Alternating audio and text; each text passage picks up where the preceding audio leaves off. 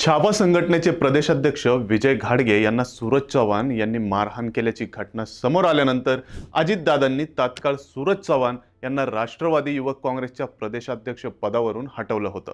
पण आता या घटनेला महिना सुद्धा उलटत नाही तोच सूरज चव्हाण यांची राष्ट्रवादी काँग्रेसच्या प्रदेश सरचिटणीसपदी नियुक्ती करत त्यांचे राजकीय पुनर्वसन करण्यात आल्याची माहिती आहे। ही नियुक्ती पक्षाचे प्रदेशाध्यक्ष सुनील तटकरे, मंत्री छगन भुजबळ, आमदार आदिती तटकरे, नवाब मलिक आणि समीर भुजबळ यांच्या उपस्थितीत करण्यात आली।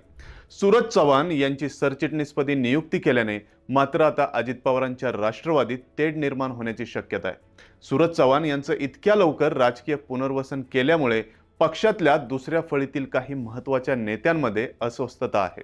तसेच राष्ट्रवादीचे प्रदेशाध्यक्ष सुनील तटकरे यांच्या कार्यपद्धतीवर सुद्धा काही कार्यकर्त्यांची नाराजी असल्याच्या चर्चा आहेत। त्यामुळे सूरज चव्हाणांची ही नियुक्ती पुढे जाऊन अजितदादांची डोकेदुखी बनू शकते असा अंदाज वर्तवला जातोय। तर यावर तुमचं मत काय? सूरज चव्हाण यांना सरचिटणीसपद देण्याचा निर्णय तुम्हाला योग्य वाटतो का? ते कमेंट करून नक्की सांगा आणि सोबतच ऑनलाईन नेताच्या पेजला फॉलो करा आणि आपल्या YouTube चॅनलला सबस्क्राइब करायला विसरू नका।